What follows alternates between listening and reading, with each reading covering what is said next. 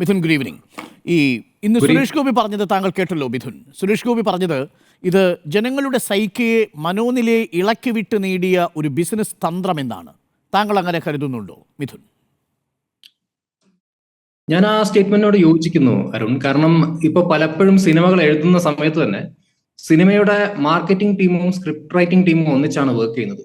അപ്പൊ മാർക്കറ്റിംഗ് ടീമിന്റെ ആവശ്യം അനുസരിച്ചാണ് സ്ക്രിപ്റ്റ് പോലും ഡെവലപ്പ് ചെയ്യപ്പെടുന്നത്. ഈ സിനിമയുടെ ആക്ച്വൽ പ്ലോട്ട് എടുത്ത് നോക്കിയാൽ ഈ സിനിമ താങ്കൾ കണ്ടിട്ടുണ്ടെങ്കിൽ താങ്കൾക്ക് മനസ്സിലാവും അത്ര ഒരു സ്ട്രോങ് ആയിട്ടുള്ള ഒരു സ്റ്റോറി ലൈൻ ഒന്നും അല്ല ഈ സിനിമയ്ക്കുള്ളത്.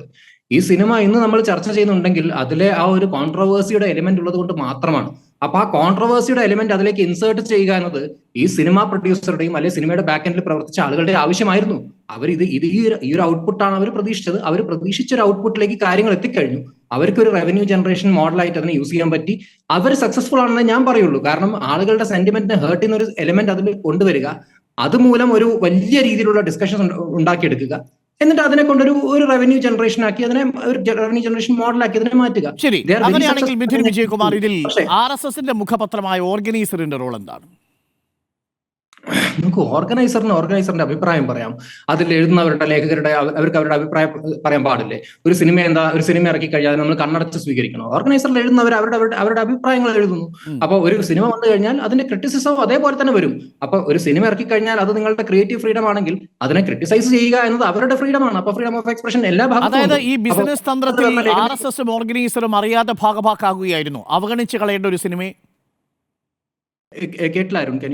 അവഗണിച്ച് കളയേണ്ട ഒരു ആവറേജ് ആക്ഷൻ സിനിമയെ യഥാർത്ഥത്തിൽ ഈ 200 കോടി ക്ലബിലേക്ക് എത്തിച്ചതിന് പിന്നിൽ RSSന്റെ ഓർഗനൈസറിന് ഒരു നിർണായക പങ്കില്ലേ? അല്ല, അങ്ങനെ വേണമെങ്കിൽ അതിനെ താങ്കൾക്ക് അങ്ങനെ വേണമെങ്കിൽ കാണാം. പക്ഷേ പബ്ലിക് സെന്റിമെന്റിനെ ഹേർട്ട് ചെയ്ത് കഴിഞ്ഞാൽ ആളുകൾ പ്രതികരിക്കും എന്നതൊരു ഫാക്ട് ആണ്. അതിപ്പോ ഏത് സിനിമ വന്നാലും, ഇപ്പോ കേരള സ്റ്റോറി വന്നപ്പോൾ പ്രതികരിച്ചില്ലേ? പക്ഷെ കേരള സ്റ്റോറിക്ക് അത് ഭയങ്കര എന്താ പറയുക, കേരളത്തിൽ ഭയങ്കര നാശനഷ്ടങ്ങൾ ഉണ്ടാക്കി ഒരു വലിയ മൈലേജ് ഉണ്ടാക്കാൻ പറ്റി. അപ്പൊ ഈ മൈലേജ് ഉണ്ടാക്കുന്ന രീതിയിൽ ഒരു ആക്ട് ആയിരുന്നു ഉദ്ദേശിച്ചതെങ്കിൽ അതിൽ അവർ സക്സസ്ഫുൾ ആയിട്ടുണ്ട്. ഓർഗനൈസറിൽ അതിൽ പങ്കുണ്ടോ? ഓർഗനൈസർ ആക്ച്വലി അവരുടെ സെന്റിമെന്റ് എന്താണെന്നുള്ളത് വ്യക്തമാക്കുകയാണ് ചെയ്യുന്നത്. അതേപോലെ തന്നെ ഈ സിനിമയെ വിമർശിക്കുന്നു. ഈ പബ്ലിക് സെന്റിമെന്റ്സ് ഹർട്ടായി എന്ന് പറഞ്ഞല്ലോ, ഏത് സെന്റിമെന്റ്സ് ആണ് ഹർട്ടായത്? ഈ സിനിമയ്ക്കെതിരെ പ്രതികരിക്കുന്ന ഓരോ വ്യക്തിയുടെയും സെന്റിമെന്റ് അരുൺ, അതിപ്പോ ഏതെങ്കിലും ഒരു സംഘടനയുടെ സെന്റിമെന്റ് മാത്രം ഹേർട്ട് ആവണമെന്നില്ല. ഇതിൽ ഞാൻ മനസ്സിലാക്കുന്നത് RSSോ BJPയോ ഒരു ഒഫീഷ്യൽ സ്റ്റേറ്റ്മെന്റ് ഇതുവരെ കൊടുത്തിട്ടില്ല. BJP തന്നെ പറഞ്ഞത് എന്താ പറയുക, ഈ സിനിമയ്ക്ക് അവർക്ക് ഒരു പ്രശ്നമില്ല, സിനിമയുടെ വഴിക്ക് പോട്ടെ, ഞങ്ങൾക്ക് ഇതിലുമായിട്ട് ഒരു പ്രശ്നമില്ല എന്നാണ് BJP വളരെ ഒഫീഷ്യൽ ആയിട്ട് പറഞ്ഞിട്ടുണ്ട്. RSSന്റെ പ്രശ്നമില്ല, BJPക്ക് പ്രശ്നമില്ല, രാജീവ് ചന്ദ്രശേഖരന് പ്രശ്നമില്ല. ആർക്കാണ് പ്രശ്നം? സാധാരണ ജനങ്ങൾക്കാരാണ് അരുൺ പ്രശ്നം. ഇവിടെ സാധാരണ ജനങ്ങൾ, അവരിൽ ആരെയാണ് താങ്കൾ കണ്ടത്? ഒരാളെ മേജർ രവി ആണോ? എനിക്ക് പ്രശ്നമുണ്ടായിരുന്നു. എന്നെ പോലുള്ള ഒരുപാട് ആളുകൾക്ക് പ്രശ്നമുണ്ടായിരുന്നു.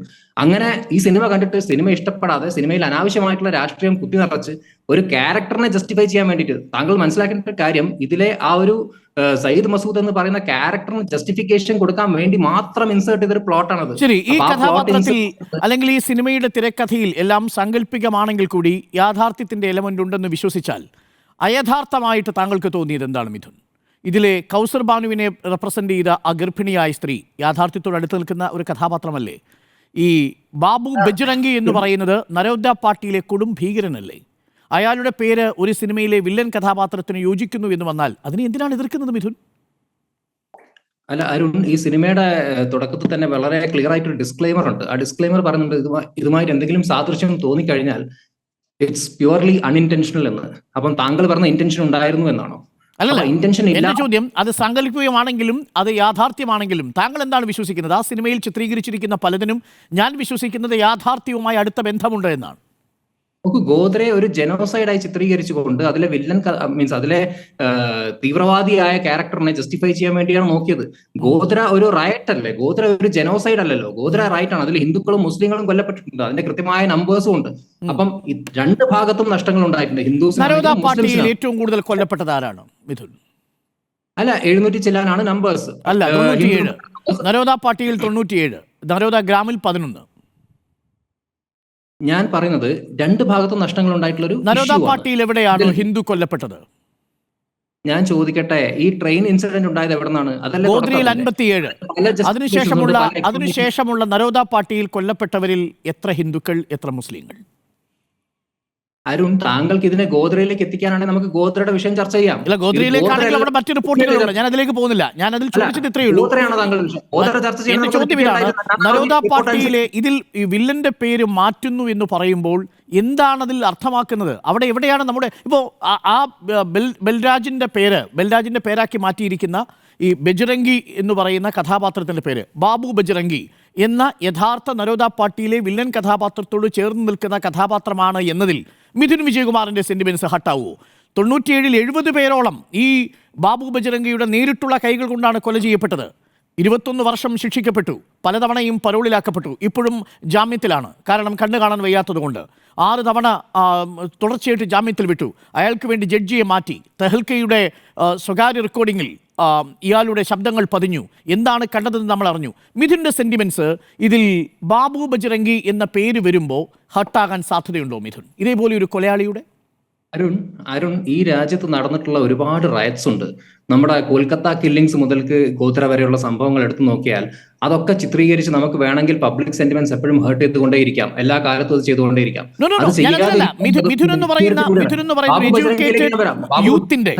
വിദ്യാസമ്പന്നനായ യുവാവിന്റെ സെന്റിമെന്റ്സ് ബാബു ബജ്രംഗിക്കൊപ്പമാണോ എന്നേ ഞാൻ ചോദിച്ചുള്ളൂ. ബാബു ബജ്രംഗി വില്ലനോ നായകനോ ചരിത്രത്തിൽ? ബാബു അതൊക്കെ ഒരു ഡയറക്ടറുടെ വിഷ്വലൈസേഷൻ ആണ്. ചരിത്രത്തിൽ ബാബു ബജ്രംഗി വില്ലനോ നായകനോ? അതെങ്ങനെയാണ് ഒരു സിനിമയെ ചരിത്രമായിട്ട് താങ്കൾ ഇത്ര? സിനിമയല്ല, ഞാൻ ചരിത്രത്തെ കുറിച്ചാണ് ചോദിക്കുന്നത്. ബാബാ ബജ്രംഗി എന്ന് പറയുന്ന ബാബുഭായ് പട്ടേൽ എന്ന് പറയുന്ന നരോദ പാട്ടിയ കൊലപാതകത്തിലെ കൊടും ഭീകരനായി ഞാൻ കരുതുന്നയാൾ മിഥുന് നായകനാണോ വില്ലനാണോ? അത് താങ്കളുടെ പെർസ്പെക്റ്റീവ് ആണ്. താങ്കളുടെ പെർസ്പെക്റ്റീവ് പറയൂ മിഥുൻ. അല്ല, നരോദ പാർട്ടിയിലെ ബാബു ബജ്രംഗി വില്ലനാണോ നായകനാണോ? ബാബു ബജ്രംഗി ഈ സിനിമയിലെ വില്ലനാണ്. ഈ സിനിമയല്ല. സിനിമ അവിടെ നിൽക്കട്ടെ, ഞാൻ ചരിത്രത്തെ കുറിച്ചാണ് ചോദിച്ചത് മിഥുൻ. നരോദ പാർട്ടിയിൽ 21 വർഷം ശിക്ഷാവിധിയുള്ള, ജീവപര്യന്തം ശിക്ഷ വിധിക്കപ്പെട്ട, ഇപ്പോൾ ജാമ്യത്തിലുള്ള ഈ ബാബു ബജ്രംഗി ചരിത്രത്തിൽ വില്ലനാണോ നായകനാണോ?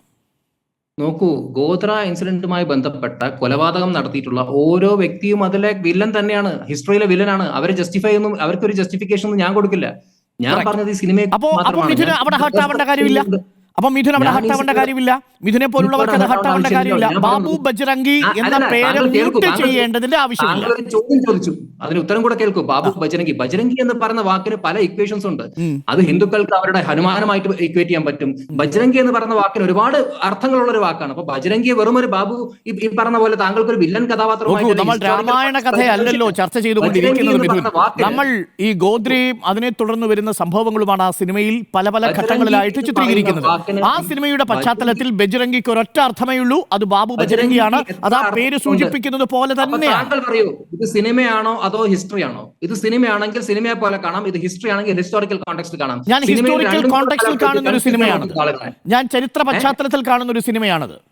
അല്ല, പക്ഷേ അതിന്റെ പ്രൊഡ്യൂസറും ആയിക്കോട്ടെ, അത് പ്രൊഡ്യൂസറിന്റെ പെർസ്പെക്റ്റീവാണ്. ഞാൻ എന്റെ പെർസ്പെക്റ്റീവ് പറയുന്നു. ആ പെർസ്പെക്റ്റീവിൽ ഗോദ്രയുടെയും നരോദ പാർട്ടിയുടെയും പശ്ചാത്തലത്തിലുള്ള ഈ ബാബു ബജ്രംഗി ഒരു വില്ലനാണെന്ന് ഞാൻ പറയുന്നു. മിഥുനും അത് സമ്മതിക്കുന്നു. നമ്മൾ തമ്മിൽ യഥാർത്ഥത്തിൽ തർക്കമില്ല മിഥുൻ. ബാബു ബജ്രംഗി ചരിത്രത്തിലെ വില്ലനാണെന്ന് മിഥുൻ സമ്മതിക്കുന്നു, ഞാനും സമ്മതിക്കുന്നു. ചരിത്രത്തിലെ വില്ലനെ സിനിമയിലേക്ക് കൊണ്ടുവരുമ്പോൾ നായകനാക്കേണ്ടതുണ്ടോ എന്നത് മാത്രമേ എന്റെ ചോദ്യമുള്ളൂ മിഥുൻ. അരുൺ, താങ്കൾക്ക് അങ്ങനെ ഒരു പെർസ്പെക്റ്റീവ് ഉണ്ടെങ്കിൽ അത് തീർച്ചയായും താങ്കളുടെ പെർസ്പെക്റ്റീവ് ആണ്, അതിനെ അംഗീകരിക്കുന്നു. പക്ഷെ അങ്ങനെ താങ്കൾക്ക് പെർസ്പെക്റ്റീവ് ഉണ്ടെങ്കിൽ അത് ഡിസ്ക്ലൈമറിൽ പറയുന്നുണ്ട്, അത് താങ്കളുടെ മാത്രം പെർസ്പെക്റ്റീവ് ആണ്.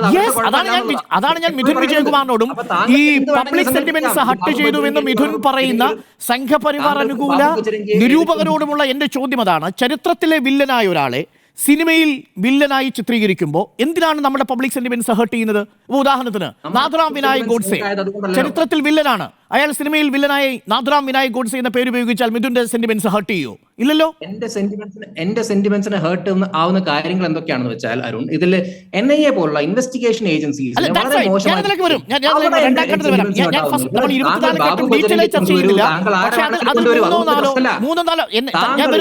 മിഥുന്റെ കൺസേൺ എനിക്ക് മനസ്സിലായി. NIA എന്ന പേര് ഉപയോഗിച്ച് ഞാൻ അതിലേക്ക് വരാം രണ്ടാം ഘട്ടത്തിൽ. ഇതിന് അങ്ങ് മറുപടി പറയൂ. ഇതിൽ അങ്ങയുടെ സെന്റിമെന്റ്സ് ഹേർട്ട് ആയിട്ടില്ലല്ലോ. യഥാർത്ഥത്തിൽ ഈ ബാബു ബജ്രംഗി എന്ന പേര് മ്യൂട്ട് ചെയ്യേണ്ട ആവശ്യമുണ്ടായിരുന്നില്ല എന്നാണോ താങ്കളുടെയും ടേക്ക്? അത് ഇവിടുത്തെ ഹിന്ദു സെന്റിമെന്റിനെ പലർക്കും അത് ഹേർട്ട് ആയി. ആരാണ് ബാബു ബജരംഗയെ പിന്തുണയ്ക്കുന്ന ഹിന്ദു ഇന്ത്യയിൽ? ആരാണ് ബാബു ബജരംഗയെ പിന്തുണയ്ക്കുന്ന? ബാബുഭായ് പട്ടേൽ എന്ന് പറയുന്നയാളെ സ്ത്രീകളെ വളരെ ക്രൂരമായി ബലാത്സംഗം ചെയ്ത് കൊലപ്പെടുത്തിയ അരുൺ കൊടുക്കുന്ന ഒരു മുസ്ലിം കമ്മ്യൂണിറ്റിക്കുള്ളിൽ കടന്നു കയറി അവരുടെ വീട്ടിലെ ഗ്യാസ് സിലിണ്ടറുകൾ തുറന്ന് ആ വീടിനെ കത്തിച്ച് ചാമ്പലാക്കിയ ഈ ബാബുഭായ് പട്ടേൽ എന്ന ബാബു ബജരംഗയെ പിന്തുണയ്ക്കുന്ന ഹിന്ദു ആരാണ് മിഥുൻ? താങ്കളുടെ ചോദ്യത്തിന് ഉത്തരം ഞാൻ പറഞ്ഞോട്ടെ, ഒന്ന് കേൾക്കൂ, ഒന്ന് ശാന്തമായി കേൾക്കൂ. താങ്കൾ ചോദിച്ചൊരു ചോദ്യം, താങ്കളുടെ പെർസ്പെക്റ്റീവ് ആണ് ഈ പറഞ്ഞ ബാബു ബജരംഗി എന്ന് പറയുന്നത്. ആ ഹിസ്റ്റോറിക്കൽ ക്യാരക്ടറുമായി താങ്കൾക്ക് ഇക്വേറ്റ് ചെയ്യാൻ തോന്നുന്നു. അത് താങ്കളുടെ പെർസ്പെക്റ്റീവ് ആണെന്ന് സിനിമയുടെ ഡിസ്ക്ലൈമർ പറയുന്നുണ്ട്. സിനിമയുടെ ഡിസ്ക്ലൈമർ കൃത്യമായി പറയുന്നുണ്ട്. അവർക്ക് അതുമായിട്ട് ആരുമായിട്ട് താങ്കൾക്ക് അങ്ങനെ തോന്നിക്കഴിഞ്ഞാൽ അത് താങ്കളുടെ കുഴപ്പമാണ്, അത് അവരുടെ കുഴപ്പമല്ല. അങ്ങനെ ഒരു ഇക്വേഷൻ താങ്കൾ അങ്ങനെ വിശ്വസിച്ചോളൂ. പക്ഷെ അങ്ങനെ അല്ലാതെ ബജരംഗി എന്ന് പറയുന്ന വാക്കിന് ഒരു ഹിന്ദു മീനിങ് ഉണ്ട്. അതിന് ഹിന്ദു കോണ്ടെക്സ്റ്റിൽ വായിച്ചു നോക്കുകയാണെങ്കിൽ പല ഡിവൈൻ മീനിങ്സും ഉണ്ട്. അപ്പൊ ആ ബജരംഗി എന്ന് പറയുന്ന അയ്യപ്പനും കോശിയും എന്നൊരു സിനിമയിൽ അയ്യപ്പനൊരു ഹിന്ദു മീനിങ് തോന്നി എന്നൊരാൾക്ക് തോന്നിയാൽ പബ്ലിക് സെന്റിമെന്റ്സ് ഹർട്ടാവൂ? സോറി, അയ്യപ്പനും കോശിയും എന്നൊരു സിനിമയിൽ അയ്യപ്പൻ എന്നുള്ളതൊരു ഹിന്ദു ദൈവത്തിന്റെ പേരാണെന്ന് തോന്നിയാൽ ഈ നാട്ടിൽ ഒരു സിനിമ എടുക്കാൻ പറ്റുമോ മിഥുൻ? ആ പബ്ലിക് സെന്റിമെന്റ്സിലേക്ക് മിഥുനെ പോലെയുള്ള ഒരാൾ എങ്ങനെ സപ്പോർട്ട് ചെയ്തത് മനസ്സിലാവാത്തത്? അല്ല, അയ്യപ്പനും കോശിയും എന്ന് പറഞ്ഞ സിനിമയിൽ അയ്യപ്പൻ അങ്ങനെ മോശമായി ചിത്രീകരിച്ചെന്ന് ഞാൻ മനസ്സിലാക്കുന്നില്ല. പിന്നെ ഒരു ലാർജർ സെന്റിമെന്റിനെയാണ് നമ്മളിവിടെ കൺസിഡർ ചെയ്യുന്നത്. എനിക്കോ താങ്കൾക്കോ അല്ല ഏതോ ഒന്നോ രണ്ടോ ആൾക്കാർക്ക് തോന്നിയതല്ല. ഒരു കൂട്ടം ആളുകൾക്ക് അങ്ങനെ തോന്നിക്കഴിഞ്ഞാൽ അതൊരു കുഴപ്പമായിരിക്കാം. അതിനെ അങ്ങനെയും കാണാം. കാരണം എന്റെയോ താങ്കളുടെ പെർസ്പെക്റ്റീവ് മാത്രമല്ല, ഒരു ലാർജർ സെന്റിമെന്റ്